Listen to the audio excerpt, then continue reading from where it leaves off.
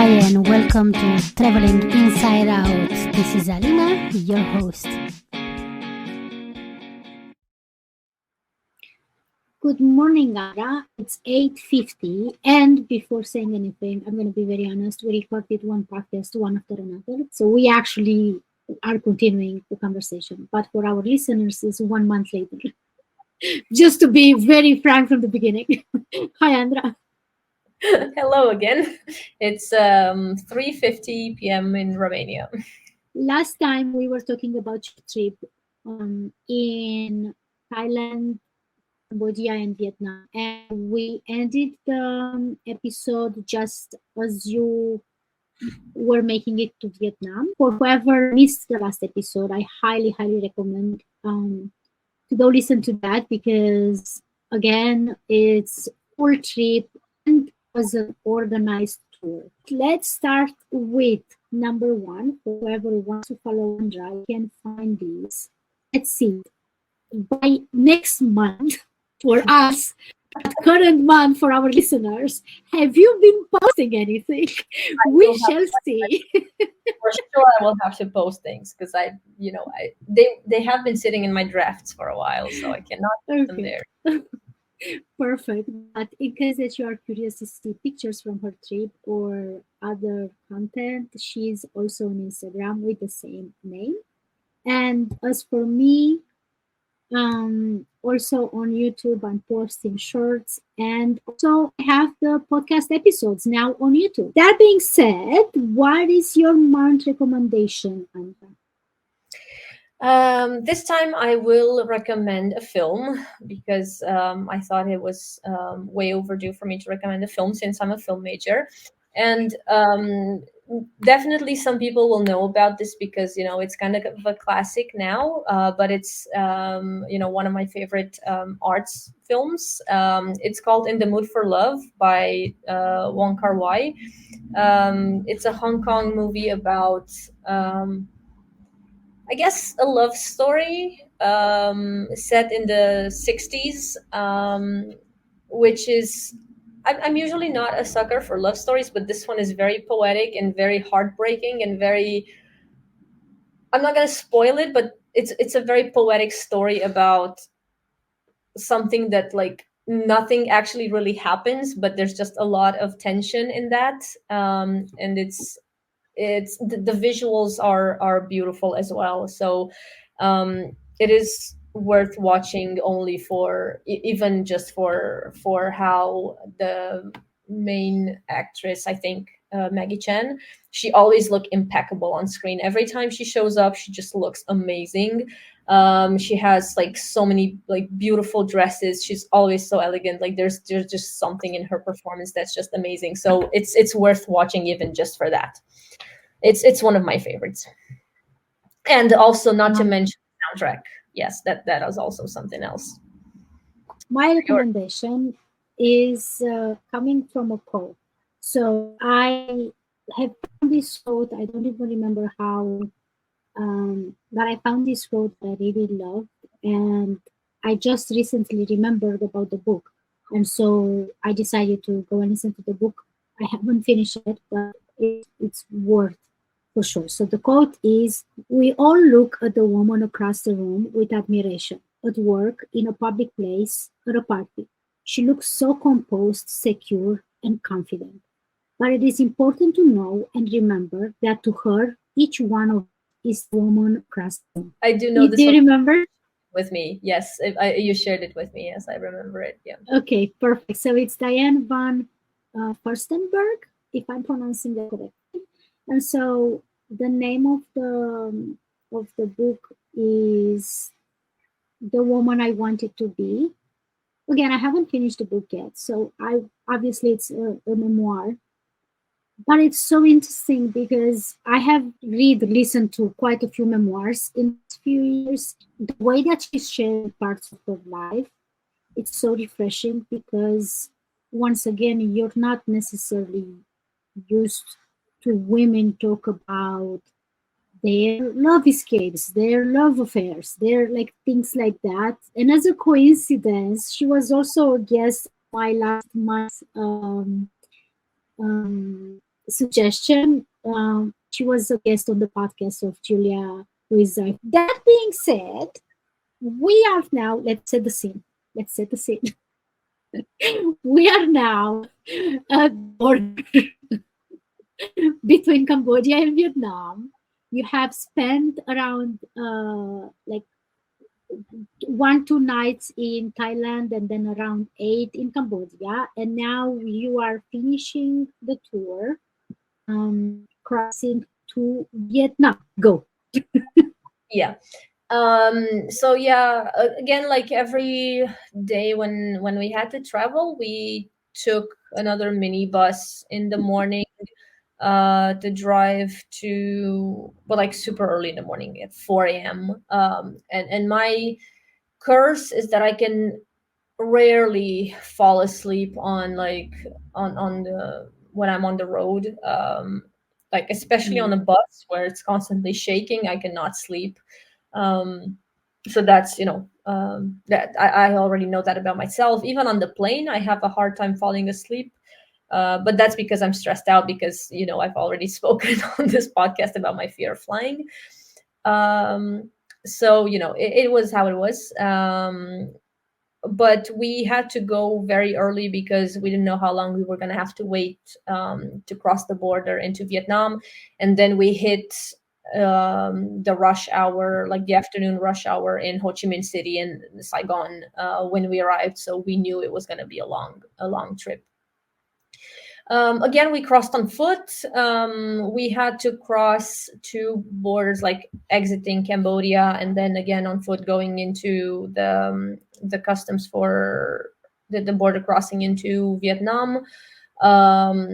Again, for me, because I had to, it took longer for me and the girl from Canada. There was another girl from Canada in our group, because we were basically the only ones who had to apply for an e-visa before, and we had to show that. And then we also had to show that we had the proper visa to get out, like the Cambodia visa, so we could be allowed to get out, so that we could be allowed to enter Vietnam. So for us it took longer, right? And everybody else from like Western Europe was just like finished in 5 minutes.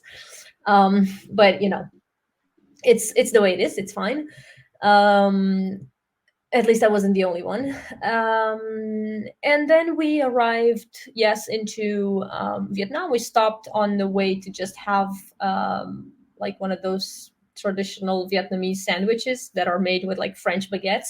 And as soon as I ate that, I was immediately reminded how much I had missed bread because the Vietnamese have good bread since the I guess it's the French heritage. They have like the French baguettes, and I ate that. I was like, oh, this is so good. I forgot, because I haven't spoken in the last episode, but mostly my entire trip in Thailand and Cambodia were me eating noodles with vegetables and sometimes rice, but that was mainly it. Um, Not because there is no other food, but because being a vegetarian, you don't really have too many options. So I don't complain. I was happy to be able to eat vegetable fried noodles, so that was fine. But as soon as I tasted that baguette, I was like, oh my god, I forgot how much I missed bread, and it had only been like a week and a half. That was very nice. And we arrived in Ho Chi Minh City, in Saigon. I'm just gonna call it Saigon because it's so much shorter, and the Vietnamese call it Saigon. And we slept in a hostel. The next day, basically, the tour ended for us. But it was the way this tour was structured. It was kind of like two in one, because the people included me who were stopping in Saigon. We just paid for Bangkok to Saigon. That was it. But from Saigon, the company had another tour planned, so it was like exploring Vietnam, right? So part of our group actually had booked that as well, so they stayed on, and a few other people Oh, right, because a few other people joined just for exploring Vietnam. And so the next day, because it was kind of like the last one for us and the first one for the others, we had a bit of an overlap. So, six more people joined. yeah. And we had, again, we had an optional tour to go see like the tunnels of the Viet Cong, and again to see like some places where the fighting happened and to learn more about the Vietnam War.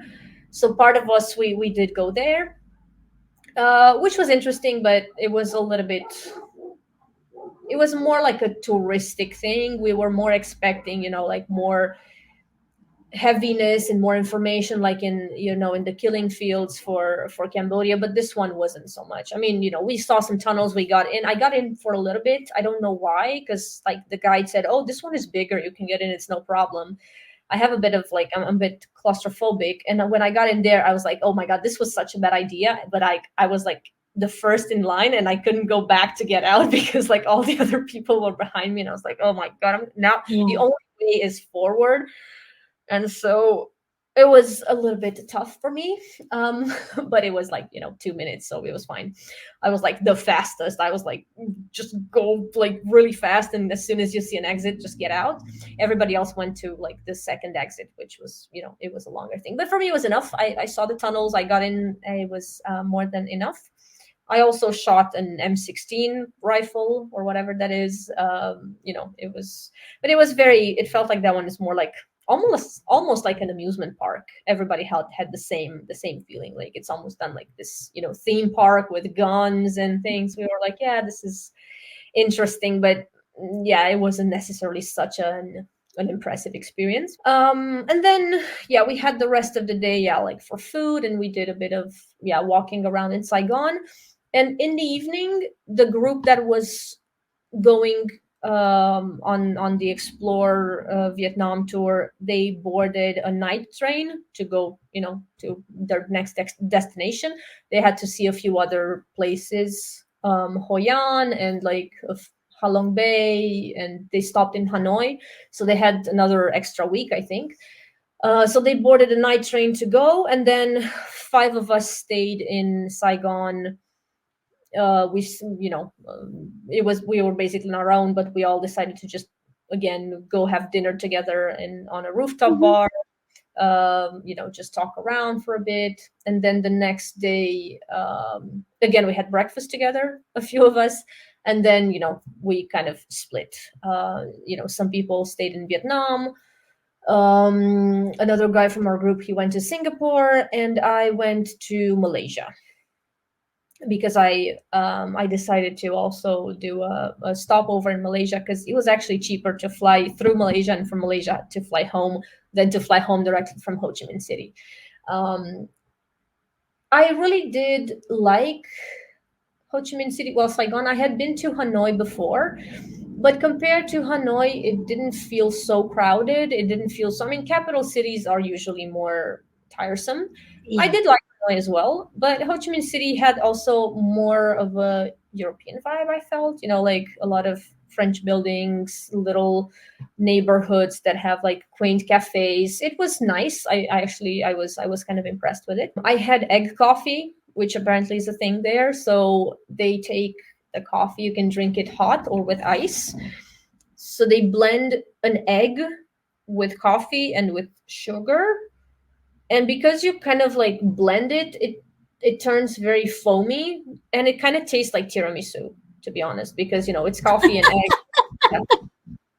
And it wasn't so bad. It was a little bit thick and a little bit heavy, but with ice it was kind of refreshing and good. I don't think I would have that. I mean, I'm not a coffee drinker generally, and I don't think I would have that very often, but it wasn't it was actually quite interesting. So that's something something that I tried. And yeah, from there on, I flew to Malaysia, but it was just on my own, just for a bit, and only in Kuala Lumpur. One moment. Um, it reminds me, this egg buffet, it reminds me of the cheese ice cream um, that we had in Peru, I think. And it's not cheese and it's not ice cream. So I don't do it is. But it just reminded me when you said this. So there are sometimes moments when there's like, it's a cheese ice cream that is not, and it's not cold. So I don't even know. But yeah, I didn't like it. But this is one of the things that I love the most in my travels. I'm always try to find where locals eat. Okay, so surprise, bonus, we have a fourth country. That was not necessarily planned, It but wasn't planned before. as you just said, it was, and I think this is worth mentioning as a tip for traveling. If you are not pressured by time, and um, it's worth checking the countries, especially in these countries that are kind of smaller, because obviously depends where you are and so on. But sometimes it's worth checking plane tickets from countries that are around if you are caring more about budget and the time. You're more on a budget than pressured for time. So there you go. And you said you only see a little bit, but tell us about that experience. About Kuala Lumpur. Mhm. So yeah, I just spent a bit of time in the city, and I knew, I didn't really have too many things planned because it was mostly like a spontaneous thing. I looked at plane tickets and I saw, it is cheaper to fly from Ho Chi Minh City into Kuala Lumpur because Kuala Lumpur has better connections with Europe, or with this part of Europe at least. And so I was like, you know what, I'm just gonna do it, because it is cheaper, and I didn't need a visa to get into Malaysia, which was great. I get a visa on arrival. I didn't have to pay for it. I That was like amazing, because as a Romanian I have to apply for a lot of visas, as you know. And the second part is like that was also very surprising to me, that the currency in Malaysia is almost 1-to-1 with the Romanian currency, and I was like, that's unheard of. Yeah, like it's almost there. Like it's yeah. So that was super easy for me. And I said, like, you know what, this, yeah, I'm just gonna do it.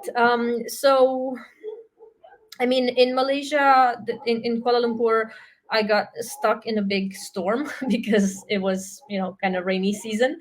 I went to The first thing I did when I got out of the airport was to go to Batu Caves, which are basically almost on the edge of town. It's basically a huge cave where they built a Hindu temple inside of that cave, and I had heard about it, and I was like, yeah, I'm just gonna go see it, um, and as soon as I got there, because it hadn't been planned, and because it's so impressive, because when you reach there, you have to go like, I don't know, 200 and something steps to actually enter the cave where the temple is, and in front of the steps there's a huge statue of Shiva, I think.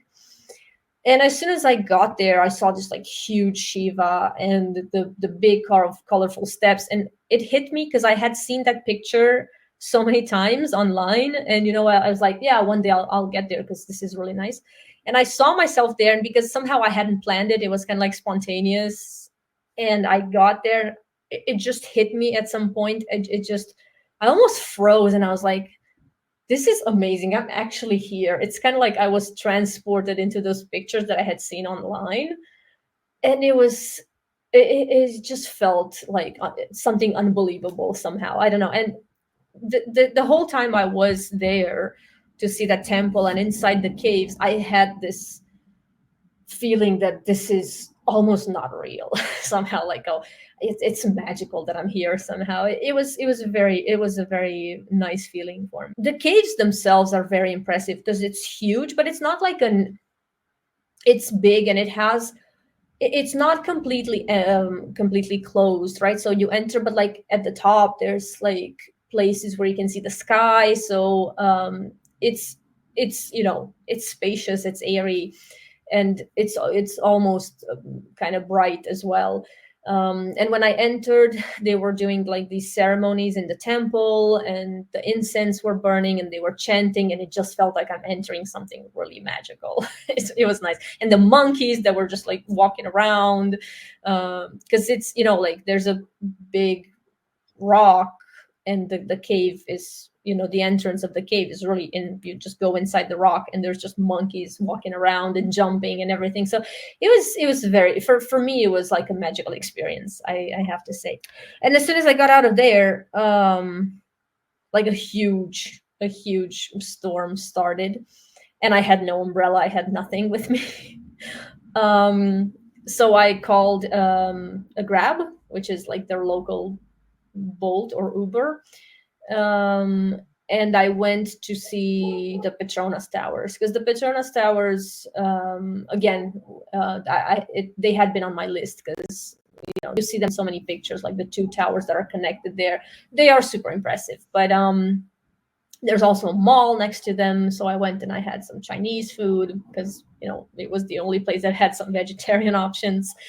um, I walked around there. I went to this big food market. But yeah, I didn't have a lot of time in Kuala Lumpur. But what I did see, I really liked, and I think, yeah, Batu Caves definitely were almost like a magical experience for me. I thoroughly enjoyed that, and I would, the Grab driver, he told me about so many islands and beaches that you could see, that if I come back to Malaysia, I should go visit this and that. So there's a lot on my list that obviously I would like to go back at some point to see more. But it was really nice to have an unexpected taste of Malaysia. And it was the 40th country that I visited. It was fourth country number 14 for me. So yeah, it was good to hit that milestone. Sadly, talking about numbers, I have stayed to, I'm going to say 30 plus 0.5, because going on the cruise in Bahamas, I don't feel like, technically I have been to Bahamas, but in reality, I haven't seen anything properly from the country. So that's why I'm like 0.5. I have been staying to my 30 for like years and years, I think since 2019. Because I repeated a lot of the countries, and then being stuck in the United States. However, I do have to say states. So if we can count states as countries, Yeah, right. I've added 6 new states last year to my count. But that's amazing for you. You know what? 40 under 40. You know what? 40 under 40. Yes. There you go. And then another thing that played tricks on my mind, and I went with a friend, is when we went to see the volcano who erupted in Iceland back in 2020. Volcano kept erupting, so to the day, I think it's still, like, the last eruption happened, I think, in March, beginning of March. But when we went there, in my brain, what happened was that my brain was perceiving it like a HD screen, but it was reality. So it felt strange, because I've seen volcanoes before on TV, right? So Yeah. the fact that I was close, so I was so close that I could feel the heat from the volcano, and I can also smell the smoke that it was coming from it. But my brain was like, this is surreal HD TV right now, like screen. So in my brain, I'm like, no, this is reality. This is not TV. So I was talking with a friend that I went with, and he's like, it's something is so weird in our brain, man. Seeing this volcano live, like, just, we were probably like 50 meters from it. It was like just so crazy, because it was the first one that erupted. So it was really friendly, really touristic friendly. I have a few questions for you. Let's see how many we can talk. I think I will start with asking you, since you have been in several Eastern Asian countries. And so I'm curious if you found, the most time you spent with Cambodia. I'm going to talk about Cambodia, but if you found any, like, noticeable differences from the other countries. Definitely, I would say the food is different. In many Asian countries, Eastern and Southern, the food is spicy. Like in Thailand, the food is very spicy. In Cambodia, it wasn't. In Cambodia, it was actually kind of sweet. Yeah, like even, like the savory food was a little bit sweet-ish in some way. The curries were sweet and everything else. Obviously, I'm a vegetarian, so I don't eat meat at all. But I know that in Vietnam, in some parts, they do eat dog meat, and also I think cat meat. But in Cambodia, I asked if they do, and they said like we don't anymore. And if some people do in the countryside, we look down on them a lot. So we don't. It's not something that we think is normal. They do, like I said in the previous episode about like eating tarantulas and stuff like that, but that's also considered like a snack. Um, they eat, Yeah. a lot of chicken. They also eat pork, I think. Mm-hmm. Eggs. In many places, they eat eggs. It's not so difficult to find vegetarian food. Basically, just say no meat, and they understand. They just make the fried noodles without meat. It is more difficult to get vegan. I mean, sure, they Mm-hmm. can refrain from adding the egg, but then you will have little protein, like little to no protein, because I think only once while I was there I had tofu with something. In the other places, there was no option to get the tofu replacement instead of like chicken curry to get a tofu curry. It was just in one place. I mean, sure, probably if you go into like expensive Western places that are specific for tourists, you can find things like that, but we Yeah. didn't really go into those ones, which I'm Um. glad that we didn't. Yeah.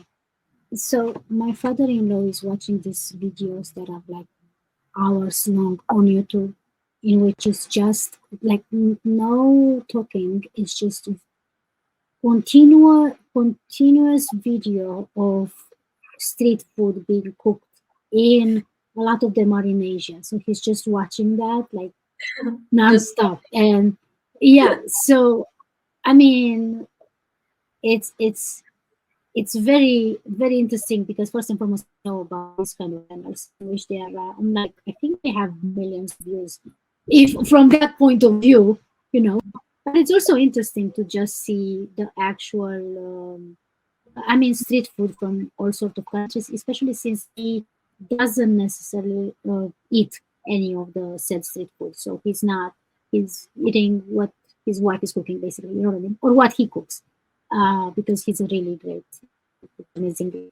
But I'm just saying, while you were talking, I was like visioning some of the videos that I've already seen. So I'm like, yeah, that sounds about right. But I'm curious because you mentioned about the roads. Was there, because you said that usually in this part of the world, the distance between places are not that far away, but because of the road conditions, it's taking a long time. Were in any countries that was a little bit better? And I'm asking that because I loved both Chile and Argentina, so I'm not looking down on any of that. Like I've really had great time in both countries, and I'm planning to return to both countries. But as soon as you cross the border between Chile and Argentina, like Argentina had really good roads. Like, even if you don't, if like let's say that you are in like somebody's driving and you're sleeping, you're gonna feel as soon as you get in Chile because of Mhm. the road conditions, or at least that's how it was 6 years ago. So I'm curious, are there from all of the countries that you visited this year and last year as well? Yeah, for sure. I mean, Cambodia is, you know, definitely in development. I mean, sure, a lot of them are, but you can tell the difference between Thailand and Cambodia for sure. Like Thailand is the roads are great, basically from what I've seen. Malaysia also. I mean, we're not even talking about Singapore, which is something else.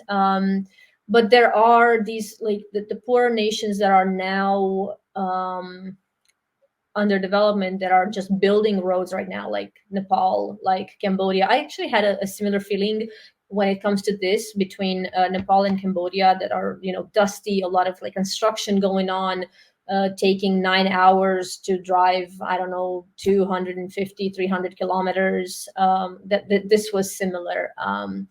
But Thailand, yeah, it's that you can definitely tell a difference. So it was much better in that direction. I'm just saying that, like, we spent a lot of time on the road because most of our tour was in Cambodia, so we had to drive between one place to another. And so mentioning again the tour, I am curious if you could share any of the tour challenges. So you talked a lot about the positive parts of this tour, but I'm curious if you had any challenges, and you can obviously also mention the age group the tour was about.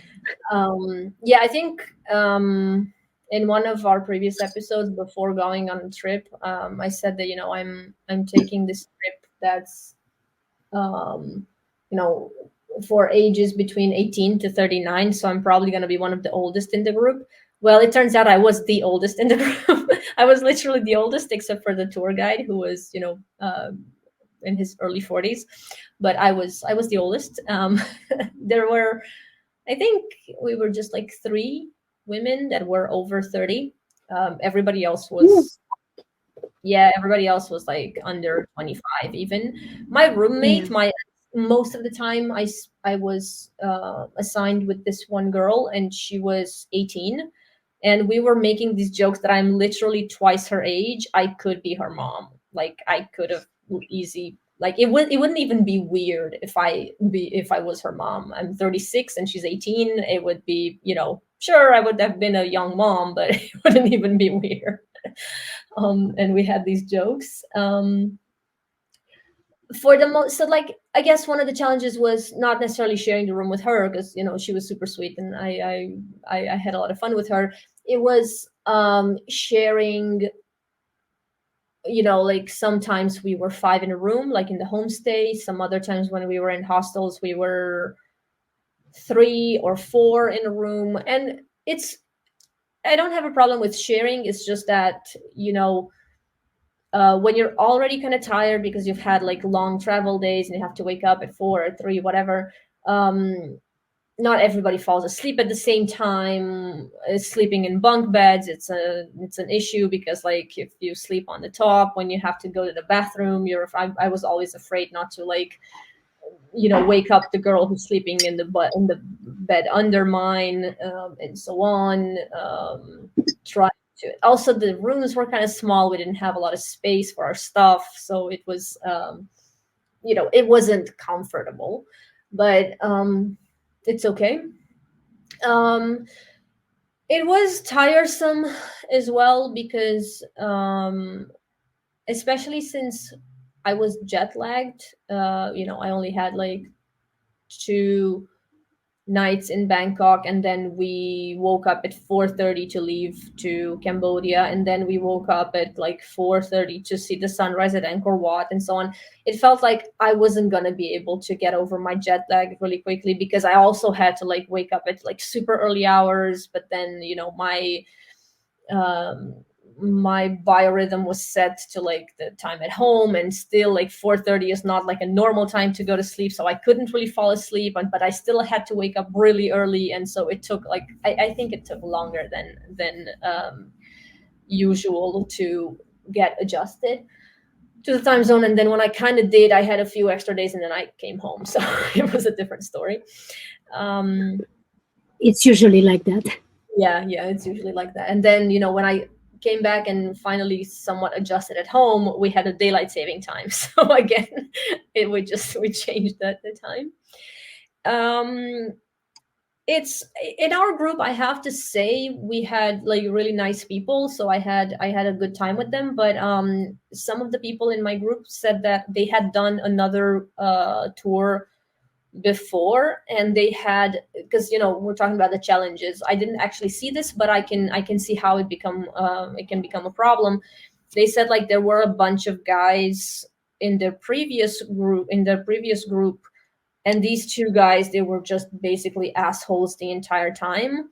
And they were really rude to the guide, and the guide, at some point, he was just like, really, he was trying to please everybody, but like these two guys were like constantly being rude and being, assholes, and it just made the trip really bad for everyone.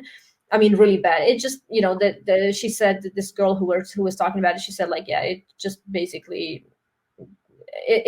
it could have been it would have been a much better experience without these people. So yeah, obviously when you're in a group, you have the advantages of, like, there's safety in numbers, you don't have to plan things by yourself, you have like the local insight. There's always company, you're not alone, but then also because there's company and you're not alone, the company can be bad. Right. And yeah, like some people apparently they were like smoking pot in countries where it's illegal and you don't really want to be Oh, around when they do that. So yeah. yeah. And It's a big, the guide constantly tells you, like, guys, please don't do this, this is illegal, it's not. But some people are just like that. And luckily in my group there was, yeah, everybody was actually really nice and responsible. So even though we had very young people in the group, I was lucky to be in good company.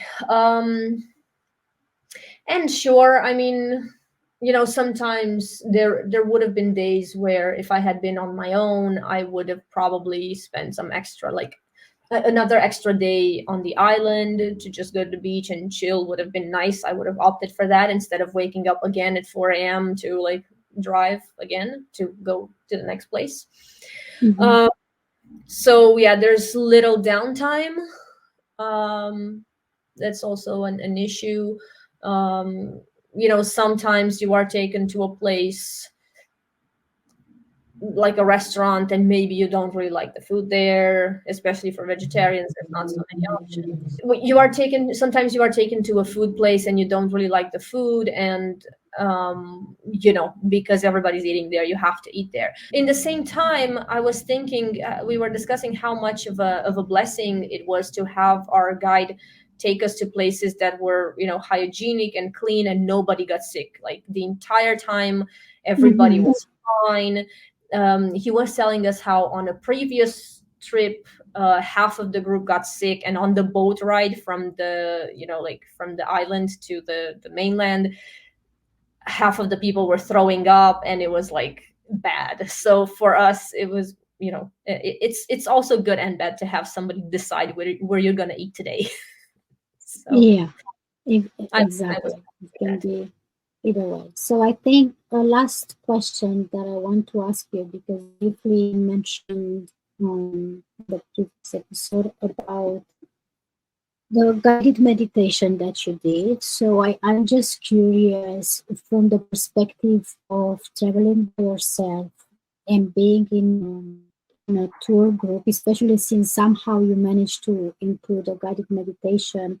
I was wondering if you felt a difference in the mindfulness of traveling. I think you do. If you really want that, you can find the time to process, especially because you're on the road for a longer time.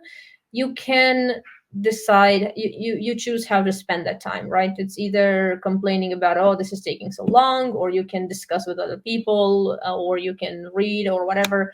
But most of the time, I like to like process what I'm seeing, to think about stuff, to ask the guide extra questions. So in that sense, yes, I think you can find the time for yourself. Also for me, because I try to continue doing my meditation every day. Um, I either did it before bedtime, and I told my roommate I'm just gonna like take a few minutes to do my meditation, and she knew not to talk to me, and that's fine. Or early in the morning, or sometimes even on the bus when I didn't have time to do it, if we had to wake up early in the morning. Um, I was able to take time for myself. Also, I guess because you don't have to spend so much time planning things by yourself and looking for tickets and looking for ways how to get from one place to the other. You can just relax for a bit and just enjoy the moment more than being stressed out. Also, like I said, for me, safety is so important, and so I felt safe. I always felt safe with the people that I was with and with the group, because I didn't feel exposed, and that also helped me really focus on my experience more than like being stressed out. I didn't feel that. So for me, I felt like, yeah, being in this group actually helped me be more present in this experience, also because you get to see how other people view the same experience that you're going through, and you get to talk about it. Mm. So when you're by yourself, sure, you see it, you talk to your friends, the people at home. But when you have somebody right then and there to discuss, like, oh, did you see this, did you see that, or oh yeah, like in Romania we have this similar thing, or in Britain we have this similar whatever, it adds up to the experience somehow for me. This makes me wonder that I traveled the wrong way. So what I'm saying is that I've never taken a tour group like that, but I have booked tours, like one. I told you, for example, the one on Amazon that was like for 2 days, Mhm. or just shorter, like 1 day trip that would take us to different places and so on. And most of the time, now that I think about it, I'm like always trying to be separated from the group. So I guess that's just how my personality works. Like I remember we went to, was it in Chile maybe? We went to a place that was just had this stunning view, and so we were taken there by minibus, and then we had to walk like 15-20 minutes, and I wanted to take pictures. I didn't know exactly where we're going, to be very honest. I didn't know what's gonna be at the end. So the tour guide was like, "Are you still coming?" And I'm like, "Yeah, but I want a picture when there are not so many people around. Can you just keep going, please?" And also coming from this to another example of safety. Um, I remember when for my birthday, I went. I was in Atacama, the village that is close to Atacama, the desert. And I booked 4 tours in total. Like in 2 days, I did 4 tours. And one of the tour was to go, I think it's called the Valley of. It's a beautiful place within the desert. So, so, so stunning. So then you kind of climb on some um, sand dunes, but they are also kind of rocky. And long story short, I I didn't have, like, I was wearing a dress because I didn't have, like, my laundry was not finished. So I didn't have any other clothes. But what I'm trying to say is that I was struggling to go down. Going up, it was okay. And then I was struggling to go down. And the tour came to help me. And I looked at him and I'm like, oh, wait, yeah, he's supposed to help me. But I had this moment where he's like, give me your hand. And I'm like, wait a minute, I'm on a tour. When I'm struggling, I'm supposed to ask for help. This guy is not a So it stranger. just, I'm paying him. you know, he's like, it's his job to make sure that I'm safe, especially since he told us to go up on the freaking. Right. So it just reminded me when you were talking about safety and about the safetiness of the tour. I was like, I found out in the middle of the thing. Like, it didn't occur to me until I really was struggling and he was trying to help me. And I was like, oh, wait. What the So yeah, Alina, discovering how to behave in social, social encounters by being in the middle of it. Yeah. So thank you very much. I don't know if you want to add anything else. I actually had a lot more questions, but we don't have time left. So There's if always there's a, anything else, hmm? there's always a next episode.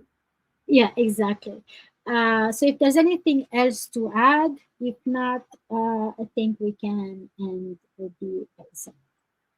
Yeah, no, I think that's good. If for me it was a positive experience, it doesn't mean it's always like that. But it was also the first time I had booked a group tour, and I can say I liked it. So maybe I was just lucky.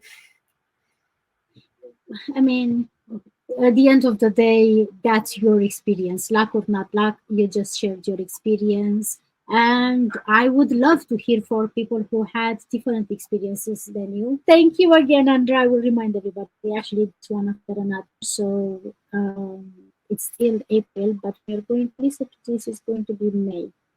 And it's kind of funny. I just want to mention one more thing.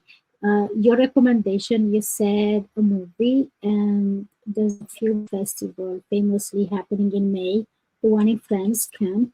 And I was like, you're so on point because it's kind of, at least in Europe, is one of the big ones, film festivals that are happening. So you're so on point I didn't even with the think of that. movie. It came so natural.